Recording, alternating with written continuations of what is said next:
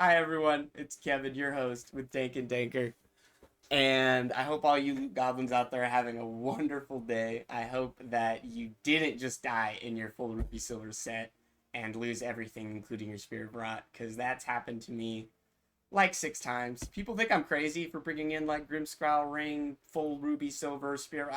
What am I gonna do? Just leave it in my inventory?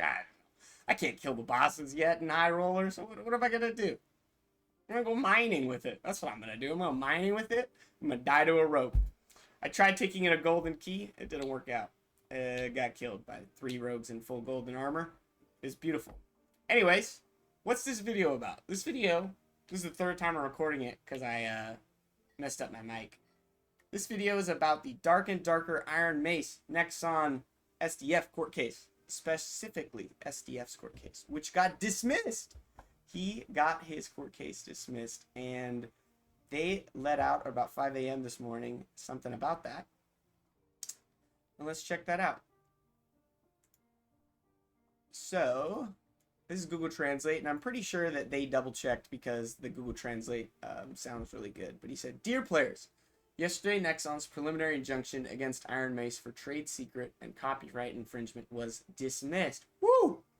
The court ruled that Ironmace's game cannot be viewed as infringing on Nexon's copyright or trade secrets, thus rejecting the claims and suspicions that Dark and Darker was developed by using Nexon's trade secrets and infringing on its copyrights. In addition, it wasn't. In addition, the court ruled that Dark and Darker's service should not be suspended based on Nexon's claims and evidence alone. That is great. Now, I believe the main court case is still going, especially from what's said here. And I believe that this is the personal lawsuit against SDF, but I could be incorrect. Please let me know in the comments if I was wrong. The court's decision regarding unfair competition is disappointing in that it came from a situation where Nexon did not even submit the P3 game itself as official evidence. However, this is due to the limitations of evidence examination in the provisional injunction procedure. Provisional injunction procedure. Provisional, meaning what's provided, evidence, etc. Injunction, you injunct someone when you say they did a bad thing. Like, the injunction is the fact that, like, hey, that's the case itself.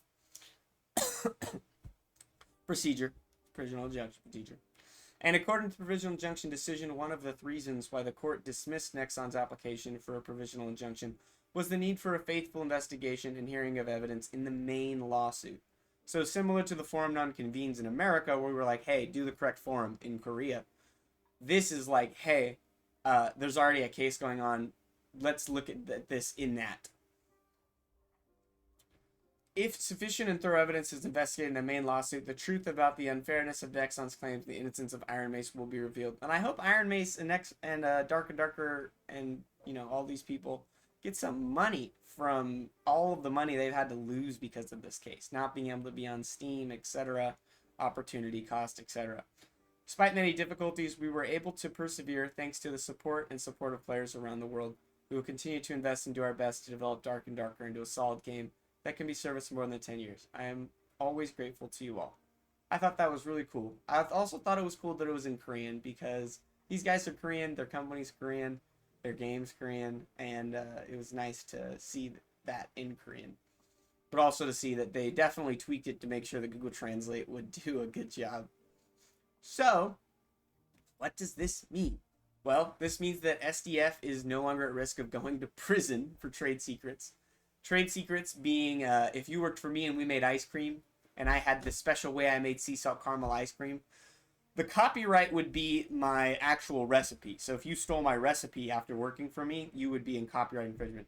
Trade secrets is a little different. That's like the way that I stir it, the machine that I use, the process that I process. You taking those ideas and then making money off them.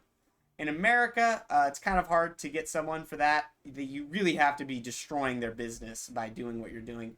And in Korea, it's not as hard. You just kind of have to do it. If you did it, you're probably going to jail. Now, these guys didn't do that.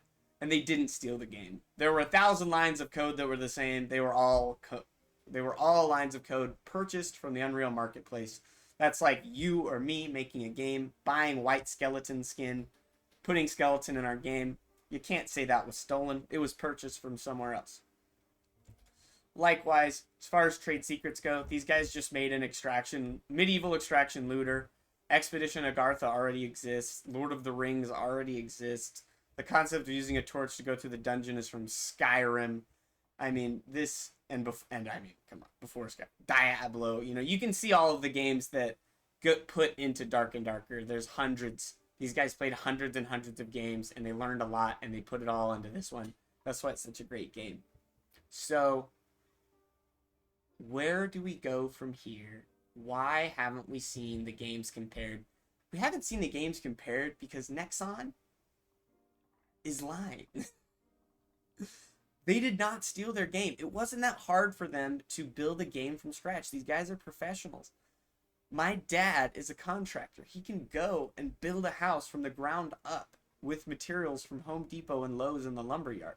He doesn't need to go to another house, rip out their walls, and put them up in order to build a normal house.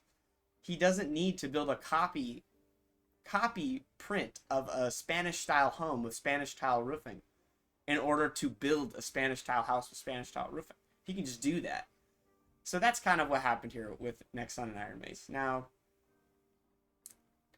to summarize before I transition out, I'd like to say that this game is amazing, that it's so great that SDF doesn't have this over him.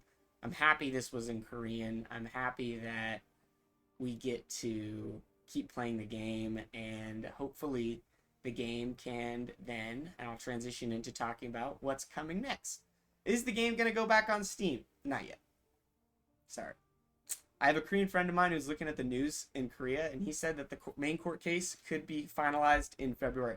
So, if the main court case gets dismissed in February, then perhaps, yes, the game could get relisted on Steam. That's Steam's decision, though. Steam could never relist if they don't want to. I think they will, especially because once there's no court cases out at all, they have no risk. Their only risk then is losing money, the opportunity cost of not putting Dark and Darker on Steam.